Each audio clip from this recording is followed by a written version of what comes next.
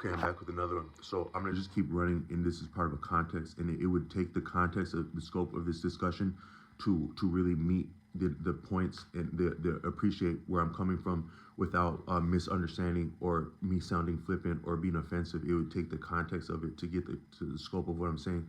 But what I was saying is that, so my understanding is that the black church it has may yet still, but maybe had more so in iterations past, especially when I was coming in.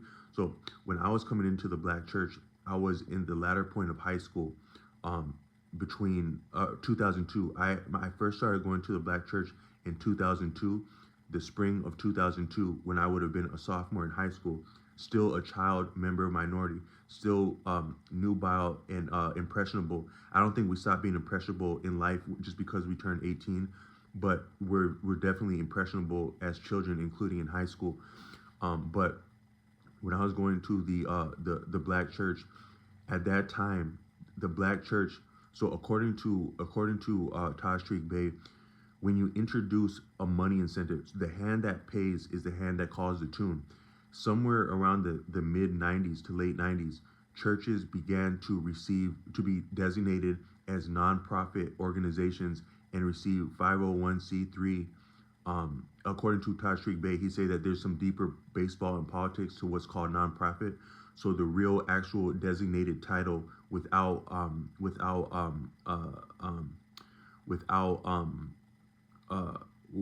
the real title would be, if you take it with the real behind closed doors. When you say 501c3, you're actually saying 501c3 skull and bones, according to Todd Street Bay. Now, I'm not making this channel about nefarious or clandestine organizations of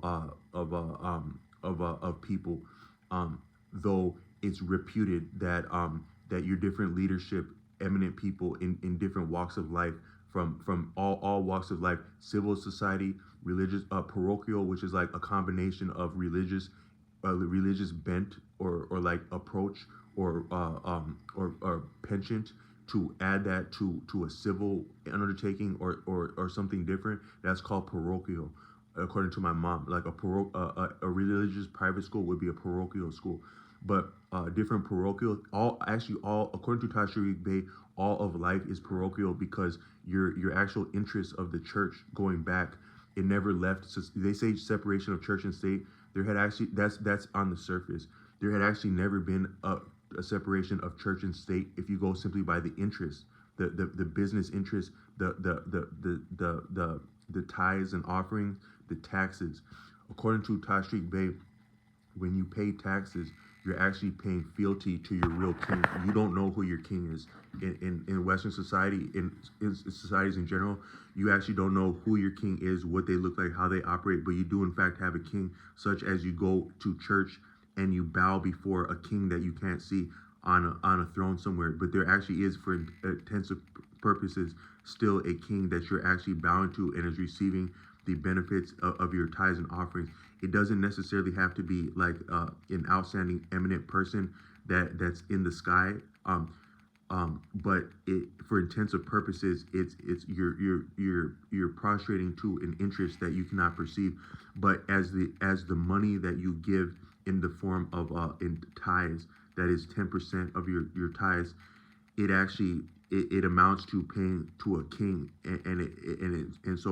and where that tithe would go, the actual finance that you're paying in tithes is not different than where the taxes would end up if you follow them all the way. If you follow the money all the way, the tithes offering and the taxes are not different. And actually, you already paid tithes in the form of taxes, and that's what the taxes are, a duty. It's a duty that so it's your duty to pay rent, it's your duty to pay rent. You don't necessarily have to work, but it's still your duty to pay rent and to pay tax. What do you pay duty to? That is fealty to a king. So it's your duty to do the armed forces, law enforcement job, whatnot. That's your duty. Or it's your but duty and fealty is actually similar. So you pay your duty of, so in civil society that we're appreciated as separate from church and state, you pay in the form of duty. Also, you pay tax, which is a duty. in the church, if you choose to go, you yet pay you pay tithes again. That is, it's your duty. Um, it's your duty. You wouldn't appreciate it as fealty. So, rent, tax is fealty. The fact that we pay rent, it keeps money powerful because it keeps everyone in check and on the and close to subsistence and economically in under control and fettered. That's a lot. I think that's what's significant about rent, because you actually can't start to get the advantage to have different enterprise in undertakings and goings on that you would otherwise if you had your full, if you actually compensated equitably for what you, if you were compensated equitably for what you do for a line of work, and you had access to decent, clean, affordable housing is a human right, according to Abby Martin, the journalist. She says that housing is a human right. It's not to be capitalized on as a means of profit. It's a human right, but also to exist as a citizen is a human right, and it's not to be capitalized on in the form of duty and fealty if we're free of a monarch. But you must, it's your duty. But you in civil society, you wouldn't appreciate it as fealty, though you could interswap fealty and duty. I was once at a training for something that would have been like a civil service, and they said, "Ain't no party like a slave party" in the training. That's the actual mentality you should have doing something like that, because you are, for intensive purposes, a slave. That is fealty, like no different than feudalism. But then in whether you understand yourself as having a choice or not, it still must be, you still must render your effort and services if you're into something. But then in life, you must approach that way, taxes. And then in church, you are socially obliged to do that with tithes. But you're paying duty and fealty, and in life, you pay fealty to a king. Yes, in feudalism, you may pay fealty to a landlord, but or lord or a duke or a baron or a duchess or or an esquire or whatnot, but that all filters up to a king somewhere, whether you can see them or not, and they'd be more effective if you cannot see them. So all I meant to say is that is the interest goal, we still can be appreciated as there had not been separation of church and state. If it's just as far as where the money goes, if you fall all the way up, but that's not the entire scope of this discussion. But from that standpoint, all of life is parochial. But whether you deal with parochial education, whatnot, there's actually an interest of the church somewhere that you can't perceive above board, such that things would be called and there's some fraternal clandestine activity with that I'm not interested in. It is not the purpose of this channel. But when I was at different things, I was at different churches, and I've been at different educational venues.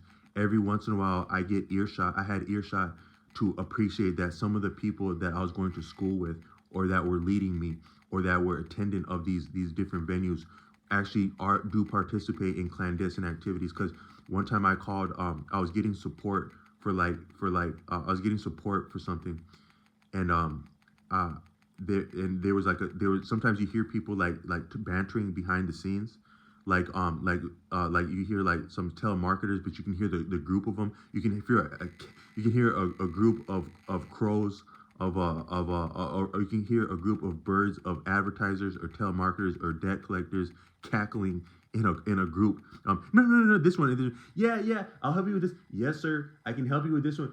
Hi, how can I help you? You can hear them doing their business behind you, but they don't know necessarily they're being heard by you. But one time I was getting support for something, and I might have heard someone say something about secret this or that, society this or that, that I wouldn't know is going on somewhere. But just so all I meant to say is that kind of stuff is real. But when the churches began to take nonprofit, that changed the nature of what they can say publicly and the stance that they can take. So the way, according to Tashreeq Bey, because the money incentive would corrupt that. So as I was becoming a church, as I was attending church in about 2002, you would have already had the influence of 501c3 nonprofit skull and bones contribution to any church, that would already somewhat affect and dilute the message. And I sensed something was off about leadership back then in different places, and that might be because of that type of stuff. However, the people that I would have been going to church with at that time, of many intergenerations, they were still part of the old church and represent and constitute the old church, just with their upbringing, training in life. They are still, that was the old cohort group that was still active in 2000. even though the politics had changed.